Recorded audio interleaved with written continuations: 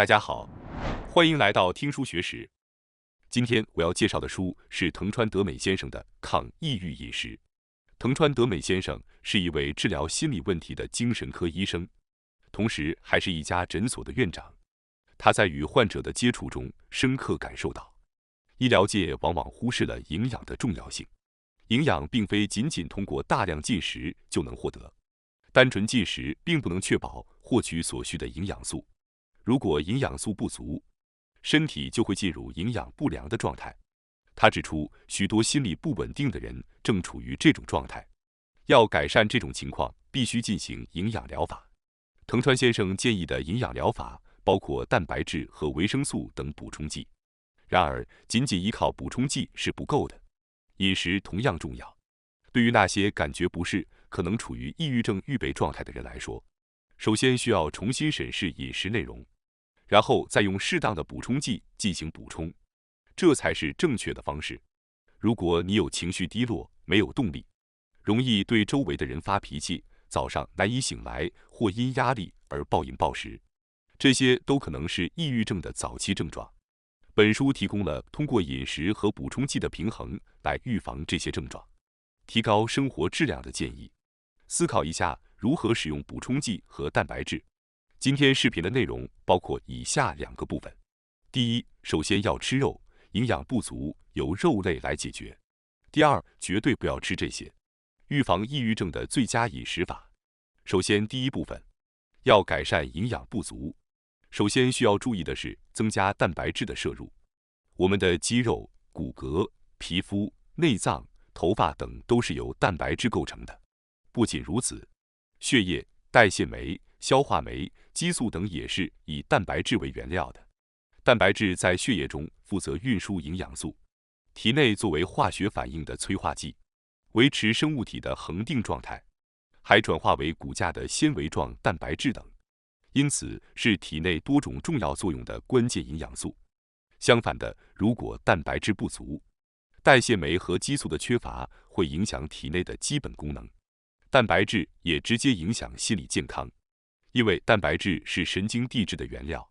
神经递质是指在脑内神经细胞之间传递信息的物质，如有助于安定情绪的血清素和使人感到愉悦的多巴胺，这些都是重要的神经递质。如果蛋白质不足，这些神经递质的生成也会受到影响，从而对心理状态产生不利影响。此外，谷氨酸、伽马氨基丁酸、甘氨酸等几种氨基酸本身也起到神经递质的作用。由于神经递质不足或无法正常工作，会导致抑郁症的前兆。体内的蛋白质在不断的分解和合成过程中，新的细胞会替代旧的细胞。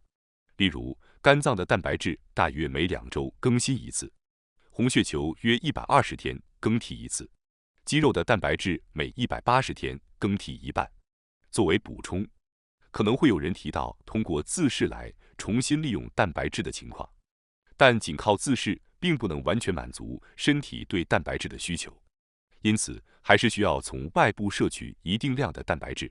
本书中提到，对于成年人来说，每天体内会分解200克到300克的蛋白质，其中50克到70克必须通过食物摄取。这是根据个人的症状和目标，可能需要更多的蛋白质。关键在于你需要摄取50克到70克的蛋白质。这并不是说只要吃50克牛排就够了，因为不同的肉类蛋白质含量不同。一般来说，大约20%的肉是蛋白质，所以为了摄取50克到70克的蛋白质，通常需要吃大约300克的肉。不过，有些人可能无法吃这么多肉。实际上，不能大量吃肉的人，可能本身就存在蛋白质严重不足的问题。为何肠道本身也是由蛋白质构成的？因此，蛋白质不足会影响胃肠的健康运作。此外，正如之前所说，消化酶也是由蛋白质构成的，所以蛋白质不足会导致消化酶的缺乏，进而影响整体的消化吸收能力。也就是说，蛋白质不足会影响到消化吸收的基本功能。结果是，由于蛋白质不足，可能无法进食足够的肉类，而不能吃肉又会进一步加剧蛋白质的不足，从而陷入恶性循环。因此，作者建议，首先通过摄取蛋白质补充剂，如蛋白粉来补充蛋白质，从而调整胃肠功能。这一点非常重要。虽然我们通常关注食物纤维和发酵食品等促进肠道健康的食品，但蛋白质的摄取同样至关重要。调整胃肠健康后，下一步就是如何有效地摄取蛋白质。本书推荐的蛋白质来源是动物性蛋白质。蛋白质由20种氨基酸结合而成，其中一些氨基酸不能在体内合成，必须通过食物摄取。这些氨基酸被称为必需氨基酸。必需氨基酸共有9种，如果其中任何一种不足，那么蛋白质的合成量也会受到限制。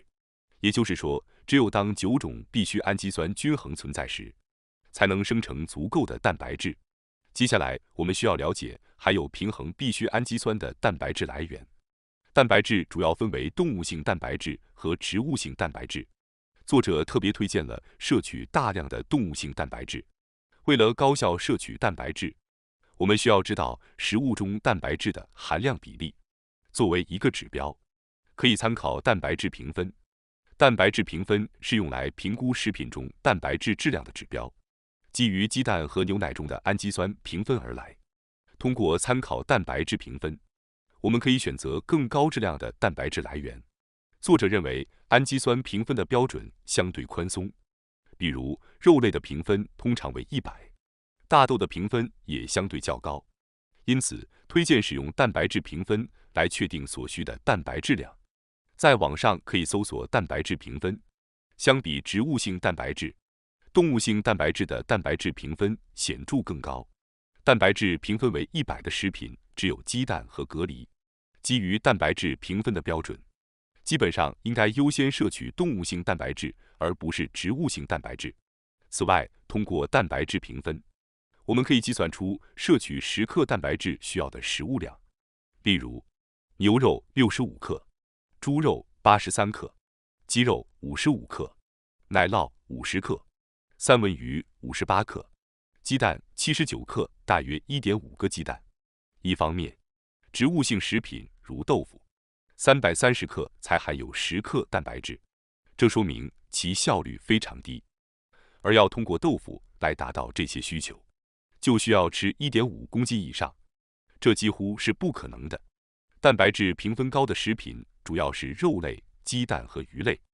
问题就变成了，是选择肉类还是鱼类呢？确实，鱼类的蛋白质也是优质的，但由于鱼肉可食用的部分较少，很多时候即便吃了鱼，实际摄取的量也很有限。例如，如果晚餐吃一条秋刀鱼，秋刀鱼的可食用部分大约为100克到130克，但去骨后实际只剩一半。相反，200克牛肉作为材料，这样可以轻松摄取30克以上的蛋白质。所以要考虑多摄入肉类，尤其是对于食量较小的人来说，吃肉能更高效地摄取蛋白质。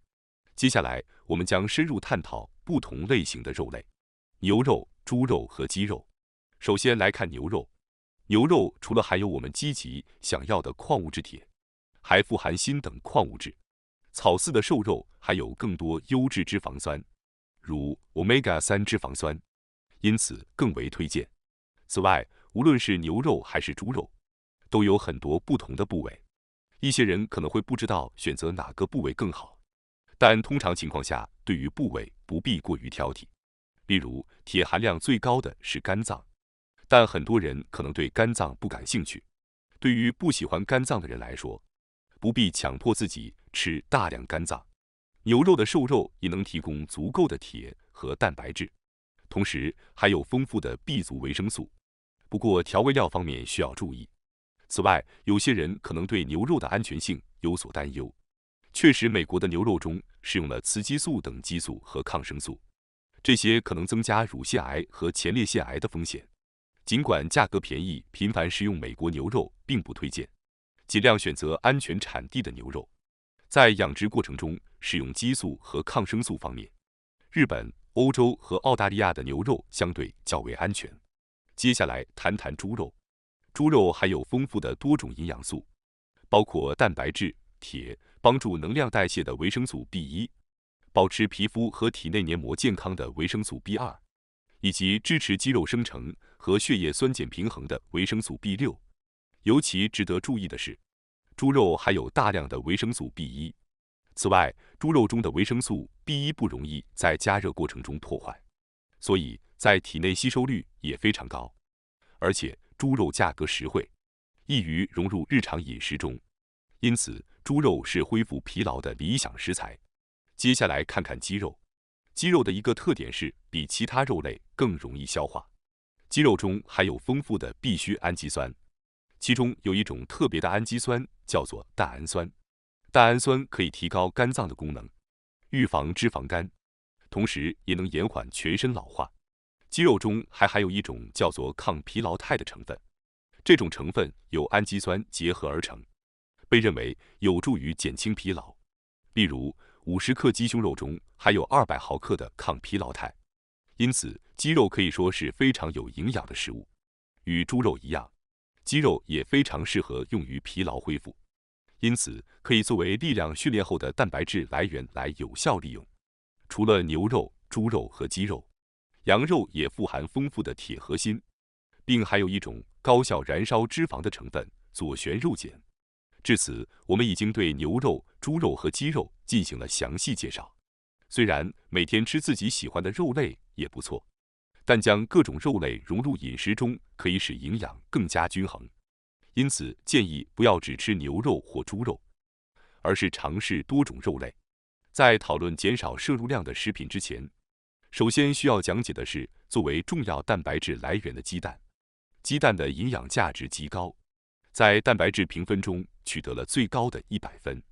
除了维生素 C 和膳食纤维外，鸡蛋几乎含有身体所需的所有营养素，因此可以说鸡蛋是一种几乎完美的营养食品。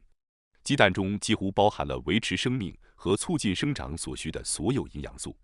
此外，鸡蛋中还含有大量的卵磷脂，卵磷脂中含有一种叫做胆碱的成分。胆碱是合成脑内神经递质乙酰胆碱的必要材料。抑郁症通常被认为是由于神经递质如血清素和去甲肾上腺素的减少引发的，而乙酰胆碱的减少也是其原因之一。也就是说，头脑昏沉、活力丧失、记忆力或思考力下降等症状，可能是由于乙酰胆碱减少所导致的。因此，鸡蛋中含有的卵磷脂和胆碱被认为对心理健康有积极贡献。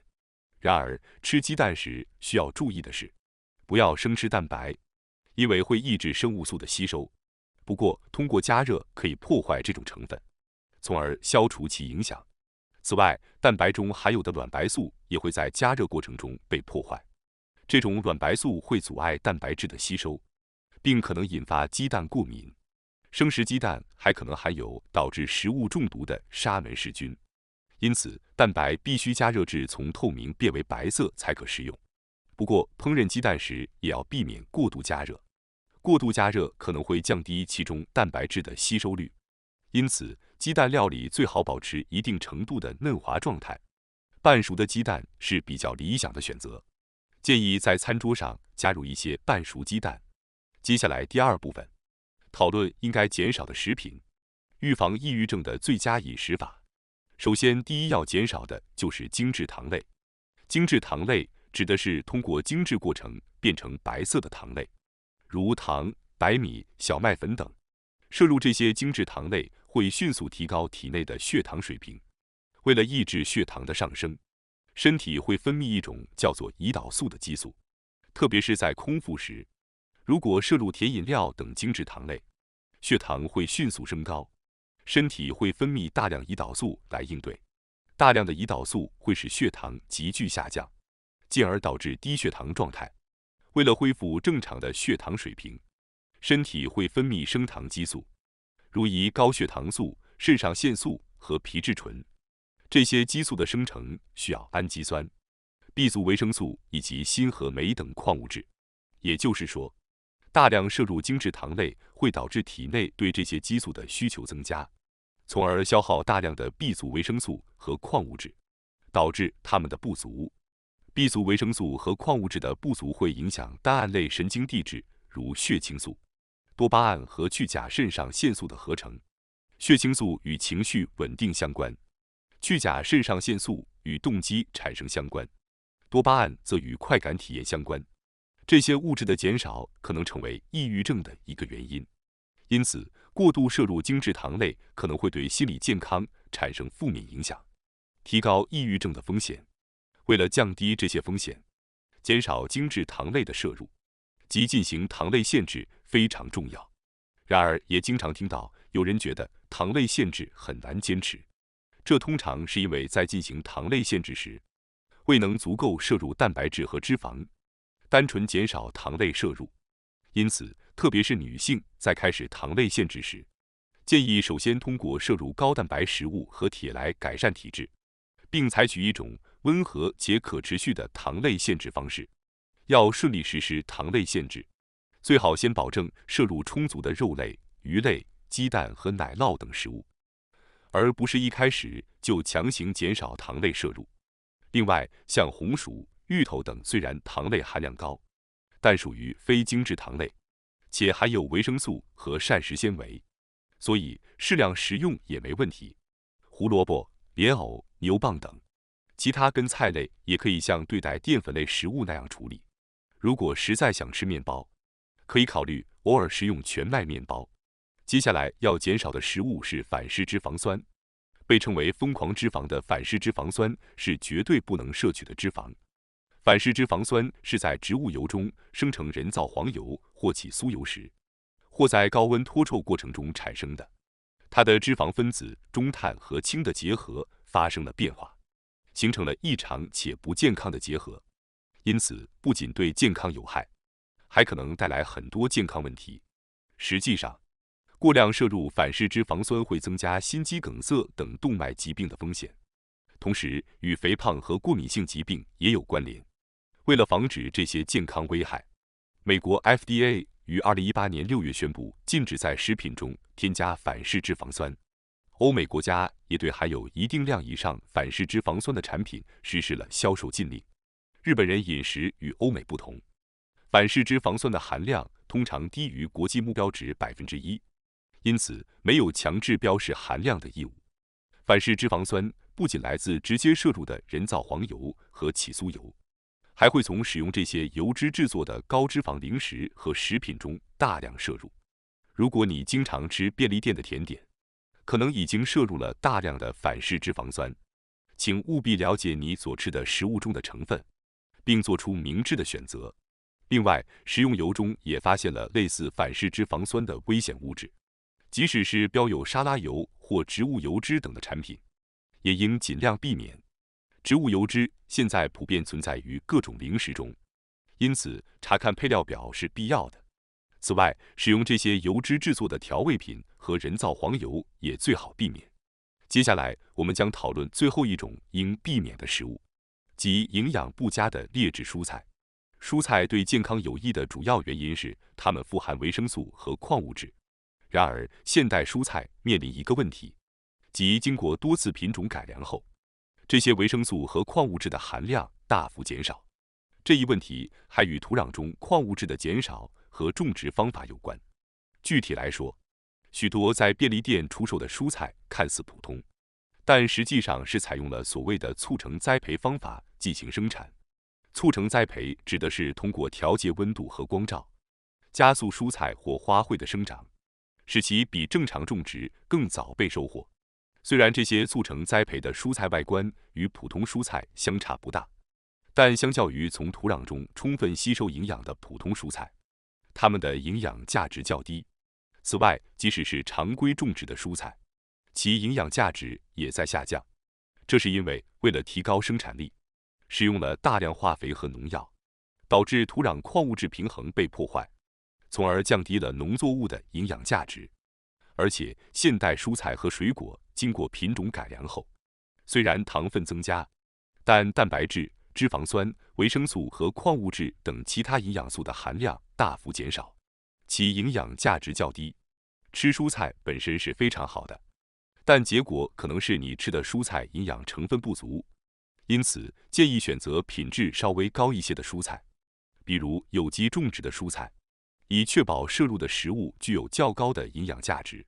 最后，我想通知大家一下，我们的新频道学识 Plus 已经上线了。新频道将每天提供更为精简的视频内容，并增加有关论文等相关有益知识的解说。